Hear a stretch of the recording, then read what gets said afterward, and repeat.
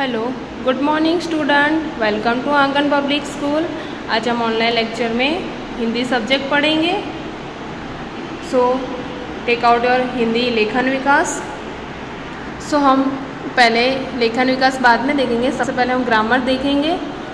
Okay, तो हम पहले आज देखेंगे ग्रामर में विराम चिन्ह। जो मैंने बोला था कि जो हिंदी सब्जेक्ट है, लैंग्वेज की जो सब्जेक्ट होते हैं उसमें विराम चिन्ह का बहुत ध्यान रखना होता है कि कहाँ पर पूर्ण विराम लगाना है, कहाँ पर अल्प विराम कैसे लगेगा, प्रश्नार्थ वाक्य चिन्ह, इस सब चीज़ों का ध्यान रखना होता है। तो हम देखेंगे कि विराम चिन्ह कैसे कहाँ लगता है। तो फर्स्ट है पूर्ण विराम। क्या है पूर्ण विराम? उसे क्या कहते हैं? Full stop. पूर्ण विराम क्या है? Full stop. इसका प्रयोग वाक्य पूर्ण होने पर होता है। पूर्ण विराम का जो प्रयोग है कब होता है? जब वाक्य पूर्ण होता है तब ये पूर्ण विराम का यूज़ होता है। जैसे मैंने यहाँ लिखा है कि मोहन ने पत्र लिखा। मोहन ने पत्र लिखा, जो सिंपल सेंटेंस है। बाद में हिंदी का फुल स्टॉप कैसे होगा? ऐसे लाइन करके हिंदी का फुल स्टॉप है। ओके, हम नॉर्मल भी जो भी सेंटेंस लिखते हैं हमें यहाँ पे फुल स्टॉप करना होता है। हम गुजराती और इंग्लिश में क्या करते हैं? डॉट करके फुल स्टॉप कंप्लीट करते हैं। अगर फुल स्टॉप नहीं होता है तो वहाँ पे क्या होता है? एग्ज़ाम में मार्क्स कट हो जाते हैं। तो हमें फुल स्टॉप ध्यान रखना है। ओके, फिर सेकेंड था सीता स्कूल नहीं गई। तो ये सेंटेंस कंप्लीट हुआ। जब भी सेंटेंस कंप्लीट होता है, पूर्ण होता है, तो हमें क्या लगाना होता है? पूर्ण विराम। ओके, तो ये पूर्ण विराम था। सेकंड है अल्प विराम। तो अल्प विराम को क्या कहेंगे? कॉमा। ऐसे कॉमा देखा होगा आपने। तो कॉमा कब लगता है?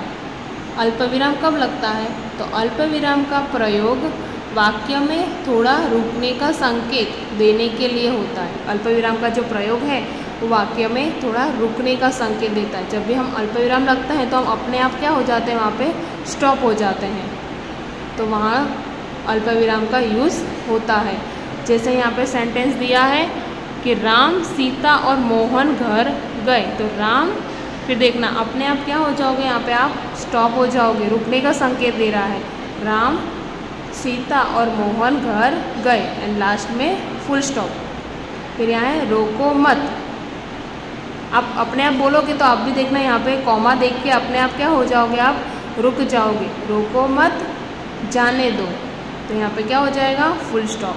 हाँ, फुल स्टॉप। ओके, तो हमने क्या देखा? पहले पूर्ण विराम देखा कि पूर्ण विराम कब लगता है? जब वाक्य पूर्ण होता है तब हम पूर्ण विराम लगाएंगे, यानी कि फुल स्टॉप।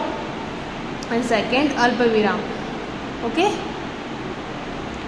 थर्ड है प्रश्नार्थ प्रश्नवाचक चिन्ह, मार्क ऑफ इंटररोगेशन। तो ये प्रश्नार्थ चिन्ह कब लगता है? तो किसी व्यक्ति से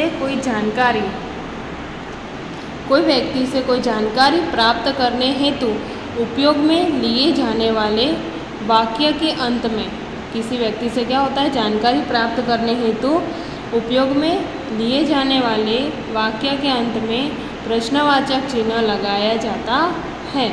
जैसे कि फर्स्ट है, क्या तुम विद्यालय गए थे? किसी से कुछ जानकारी लेनी है तो हम पीछे क्या लगाएंगे? Question mark. ओके, तो हिंदी में इसको क्या बोलते हैं? प्रश्नवाचक चिन्ह। सेकंड, तुम क्या करते हो? तुम क्या करते हो? तो पीछे क्या आएगा? Question mark. ओके,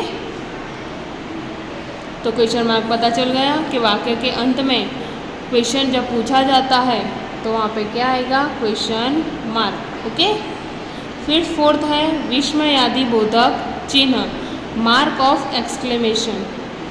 ये है लाइन एंड नीचे डॉट। तो कब लगता है ये विस्मयादि बोधक? तो आश्चर्य, घृणा, सुख, दुख आदि भावों को प्रकट करने के लिए इसका प्रयोग होता है। कोई चीज़ आश्चर्य है, घृणा आ जाती है किसी चीज़ से, सुख दुख हो, इस भावों को जो प्रकट करते हैं, ये भाव प्रकट करने के लिए इसका प्रयोग होता है।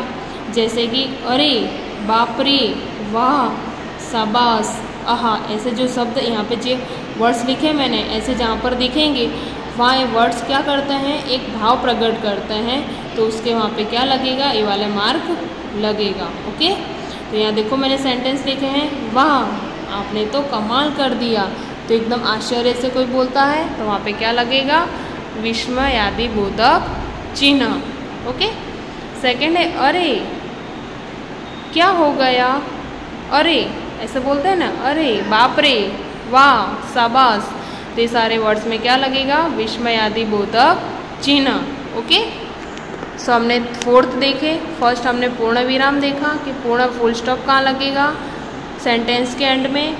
सेकंड हमने देखा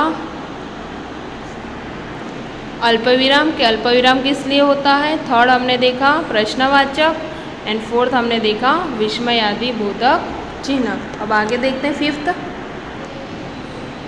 योजक। योजक मीन्स हाइपन, हाइपन, योजक मीन्स हाइपन, तो ये इसे कहेंगे योजक।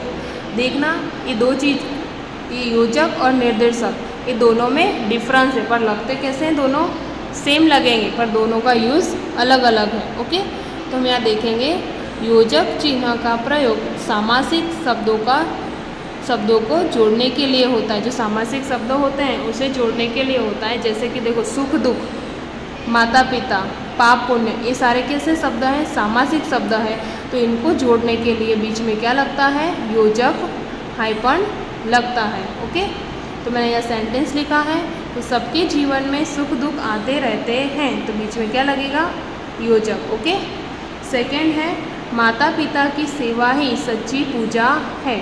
माता पिता, तो ये सामासिक शब्द है, बीच में क्या लग गया, योजक। ओके, सिक्स है निर्देशक, तो निर्देशक को क्या कहेंगे, डैश। देखना योजक को क्या कहेंगे, हाइपन, और निर्देशक है डैश। तो इसका निर्देशक चिन्ह का प्रयोग वाक्य में बात को स्पष्ट करने के लिए होता है। डैश का यूज़ कैसे होता है, सेंटेंस है उस सेंटेंस की बात को स्पष्ट करने के लिए होता है। जैसे कि मैंने यहाँ लिखा है मोहन ने अपने मित्रों, फिर यहाँ डैश कर दिया है, राकेश, आकाश, अविनाश से रुपए मांगे, तो अपने मित्रों का नाम बताना है, इसने यहाँ पे क्या किया है, डैश किया है, बात को स्पष्ट कर रहा है मित्र के नाम लेके। फिर यहाँ मैंने लिखा है ग्राहक, फिर डैश, इस पुस्तक का क्या मूल्य है। आपने डायलॉग भी देखे होंगे, लिखे होंगे, तो यहाँ पे डैश क्या होता है कि ग्राहक स्पष्ट कर रहा है। खाली अगर ग्राहक नहीं लिखा हो, ऐसा लिखा हो कि इस पुस्तक का क्या मूल्य है, तो कौन बोल रहा है, किसको बोल रहा है, नहीं समझ में आएगा। इसलिए हम क्या लिखेंगे, आगे ग्राहक लिख के डैश करेंगे तो समझ में आएगा कि ग्राहक बोल रहा है। तो दुकानदार बोलेगा, डैश करेंगे यहाँ, यह 25 रुपये की है, तो यहाँ क्या हो रहा है, निर्देशक का यूज़ कैसे होगा, किसी चीज़ को, बात को स्पष्ट करने के लिए, और योजक का यूज़ होगा सामासिक शब्दों जोड़ने के लिए। ओके, फिर हम देखेंगे कोष्टक मीन्स ब्रैकेट। तो ब्रैकेट का यूज़ क्यों होता है, तो किसी शब्द के अर्थ को स्पष्ट करने के लिए कोष्टक का प्रयोग होता है। कोई भी शब्दों का क्या होता है, अर्थ को स्पष्ट करने के लिए कोष्टक का प्रयोग होता है। जैसे अध्ययन, अध्ययन मीन्स पढ़ना, तो ब्रैकेट में आपने कहीं देखा होगा, ब्रैकेट में इसका मीनिंग यहाँ समझ में नहीं आता है, तो ब्रैकेट में इसका मीनिंग लिखा हुआ होता है। हर क्षेत्र में लाभ होता है। और विरुद्धार्थी, विरुद्धार्थी मीन्स विलोम शब्द लिखिए, तो ब्रैकेट में उसका क्या बताया है, अर्थ स्पष्ट किया है, उसके लिए हम क्या यूज़ करते हैं, ब्रैकेट यूज़ करते हैं। ओके, एंड 8 अवतरण चिन्ह। अवतरण चिन्ह मीन्स इन्वर्टेड कॉमा।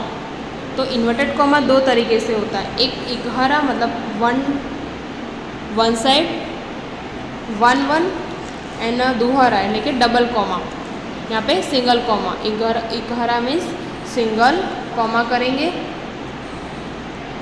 तो इकहरे अवतरण चिन्ह का प्रयोग किसी के उपनाम, रचना या पुस्तक के शीर्षक आदि को उद्धृत करते समय किया जाता है। क्यों किया जाता है सिंगल कॉमा, कोई भी चीज़ का उपनाम, रचना या पुस्तक के शीर्षक को दिखाना हो तो हमें सिंगल जो इकहरा इन्वर्टेड कॉमा है वो यूज़ होता है। जैसे कि समझदार नन्ही, पाठ के लेखक हैं शंकर सुल्तानपुरी, तो इसका मेन बताना है पाठ का नेम, तो हम उसमें किसमें लिखेंगे, सिंगल इन्वर्टेड कॉमा में, तो ये अलग से दिख के आएगा कि यहाँ पे समझदार नन्ही लिखा है। सेकेंड, सूर्यकांत त्रिपाठी की उपनाम निराला है। तो जो ये क्या बताएगा, अलग से बता रहा है, उसका उपनाम बता रहे हैं कि सूर्यकांत त्रिपाठी का उपनाम निराला है। तो अलग से अपने इन्वर्टेड कॉमा में लिखेंगे तो अलग से ही दिख जाएगा कि यहाँ पे उपनाम शो कर रहा है। ओके, तो ये सिंगल इन्वर्टेड कॉमा था। अब डबल इन्वर्टेड कॉमा देखेंगे वो किसके लिए यूज़ होता है। तो किसी व्यक्ति के कथन को मूल रूप में उद्धृत करने के लिए दोहरे उदाहरण का चिन्ह का प्रयोग किया जाता है। किसी व्यक्ति को, कोई व्यक्ति होता है, उसके लिए जो बोला हुआ होता है वाक्य, वो बताने के लिए डबल इन्वर्टेड कॉमा का यूज़ होता है। जैसे कि हमने यहाँ देख रहे हैं, महात्मा गांधी जी ने कहा है कि, तो महात्मा गांधी जी व्यक्ति हो गए, उन्होंने क्या कहा है, तो हम उन्होंने जो कहा है हम वो इन्वर्टेड कॉमा में लिखेंगे कि प्रार्थना ही आत्मा की खुराक है। ऐसे कोई व्यक्ति ने कुछ लिखा होता है स्पेशल कथन वाक्य, तो हम उसको किस में लिखेंगे, डबल इन्वर्टेड कॉमा में। फिर शास्त्री जी ने नारा दिया, तो क्या नारा दिया, तो हम भी उसको क्या लिखेंगे, डबल इन्वर्टेड कॉमा में कि जय जवान जय किसान, और पीछे फुल स्टॉप। ओके, तो हमने ये देखा है अवतरण चिन्ह, हमने 8 विराम चिन्ह देखे। अब हम थोड़ा स्वाध्याय देख लेते हैं। मैंने यहाँ लिखे हैं कुछ कि वाक्यों में से उचित विराम चिन्ह लगाइए। छी छी तुमने यह क्या किया, तो यहाँ क्या लगेगा, एक अलग से भाव प्रकट हो रहा है। तो यहाँ पे पहले हम लगाएंगे विस्मयादि बोधक चिन्ह कि तुमने यह क्या किया, तो क्वेश्चन है, पीछे क्या लगा देंगे, question mark. Okay. Second, Vaishali ने मयंक से कहा घर चलो, तो वैशाली ने मयंक से, तो यहाँ पे क्या आएगा, पहले कॉमा आएगा, सॉरी, वैशाली ने मयंक से कहा, ये वाला स्टॉप आएगा, तो हम यहाँ रुक जाएंगे अल्प विराम करके घर चलो, फिर लास्ट में क्या होगा, फुल स्टॉप। वाह मज़ा आ गया, तो ये भी क्या प्रकट कर रहा है कोई भाव, इसलिए पहले यहाँ पे विस्मयादि बोधक चिन्ह, मज़ा आ गया, पीछे फुल स्टॉप। ओके। फोर्थ, अरे तुम नहीं गए, तो ये भी क्या वाक्य कुछ प्रकट कर रहा है ना अचानक से, अरे तुम नहीं गए, तो यहाँ पे विस्मयादि बोधक चिन्ह, तुम नहीं गए, पीछे क्वेश्चन मार्क। ओके। तो स्टूडेंट्स, आपको जो मैंने विराम चिन्ह 8 करवाए हैं वो आपको नोटबुक में लिखने हैं, हिंदी की नोटबुक में। ओके। और हम एक कॉम्पो देख लेते हैं। अब यह कॉम्पो आपको हिंदी लेखन विकास में लिखना है, पेज नंबर 13 पे। तो निम्नलिखित चित्र एवं रूपरेखा के आधार पर मेरा प्रिय वैज्ञानिक विक्रम साराभाई के बारे में 25 पंक्तियों में निबंध लिखिए। तो यहाँ पे रूपरेखा दी हुई है। परिचय, तो पहले हम परिचय लिखेंगे, फिर बचपन, शिक्षण, वैज्ञानिक अन्वेषण, देश के लिए उत्तम सेवाओं का योगदान एंड उपसंहार। ओके, यहाँ लिखेंगे मेरा प्रिय वैज्ञानिक विक्रम साराभाई। तो हम स्टार्ट करते हैं। हमने ये जो स्टोरी है मेरा विक्रम साराभाई की, वो हमने लास्ट लेक्चर में चैप्टर भी देखा इनका, विक्रम साराभाई का, तो आपको जल्दी समझ में आ जाएगा। विक्रम साराभाई एक महान भारतीय वैज्ञानिक थे। उनका जन्म 12 अगस्त 1919 को हुआ था। उन्हें भारत के अंतरिक्ष कार्यक्रम के जनक के रूप में भी जाना जाता है। क्या जाना जाता है? अंतरिक्ष के जो भी काम हैं उनमें जनक के रूप में भी, पिता के रूप में भी जाना जाता है। विक्रम साराभाई अंबालाल साराभाई के बेटे थे। वह भारत के प्रसिद्ध साराभाई परिवार से थे जो प्रमुख उद्योगपति थे। क्या थे वो? अंबालाल साराभाई के बेटे थे। और वो कैसे परिवार से बिलोंग करते थे? प्रसिद्ध उद्योगपति थे। विक्रम साराभाई की पत्नी का नाम मृणालिनी था। उनकी पत्नी का नाम क्या था? मृणालिनी। विक्रम साराभाई को भारत में अंतरिक्ष विज्ञान को शुरू करने के लिए जाना जाता था। उन्होंने भौतिक अनुसंधान प्रयोगशाला स्थापना 1947 में की थी। जो उनकी जो रिसर्च की जो प्रयोगशाला थी उन्होंने 1947 में की थी। वह प्रयोगशाला उनके निवास पर शुरू की गई थी। जो पूरी तरह से कॉस्मिक किरणों और ऊपरी वायुमंडल के गुणों पर शोध करना था। मैंने इसकी बात भी की थी कि कॉस्मिक किरणों कैसे उन्होंने सर्च किया था। ये विक्रम साराभाई ने ऑपरेशन रिसर्च ग्रुप की स्थापना की, जो देश का पहला बाजार अनुसंधान संगठन है। उन्होंने किसकी स्थापना की? ऑपरेशन रिसर्च ग्रुप की। उन्होंने कई संस्थानों में मदद की, जो अहमदाबाद में Nehru foundation for development, Indian institute of management Ahmedabad textile industries research association में उल्लेखनीय है। उन्होंने क्या किया कि अहमदाबाद में टेक्सटाइल इंडस्ट्रीज स्टार्ट की। विक्रम साराभाई केवल उच्च कोटि के वैज्ञानिक ही नहीं थे, बल्कि व्यवस्थाओं के बावजूद कला, शिक्षा व समाज के लिए पर्याप्त समय निकाल लेते थे। उन्हें क्या था, वो सिर्फ साइंटिस्ट ही नहीं बल्कि और भी काम भी वो कला, आर्ट, शिक्षा व समाज के लिए क्या करते थे, समय निकाल लेते थे। विक्रम साराभाई 21 दिसंबर सन 1971 की काली तारीख थी। डॉक्टर विक्रम साराभाई को त्रिवेंद्रम के लांचिंग स्टेशन थुम्बा में कार्य निरीक्षण के लिए भेजा गया था। वहाँ वह एक होटल में ठहरे हुए थे। यहीं हृदय की गति रुकने से उनकी मृत्यु हो गई। उनके निधन से विज्ञान में नित नए आयामों का जोड़ने वाला एक जीवन चक्र सदा के लिए रुक गया। जो आगे विज्ञान में नए नियम जोड़ने वाला एक जीवन चक्र क्या हुआ, सदा के लिए रुक गया। ऐसी महान प्रतिभा को सत्सत नमन। तो ये हमने देखा विक्रम साराभाई का कॉम्पो। वो आपको राइट कॉम्पो इन लेखन विकास, ये कॉम्पो आपको किस में लिखना है, लेखन विकास में लिखना है। ओके स्टूडेंट्स, तो हमने इस लेक्चर में ग्रामर सेक्शन देखा, विराम चिन्ह का, एंड नेक्स्ट हमने कॉम्पो देखा। वो आप दोनों को वर्क करना है। Okay, so thank you, have a nice day.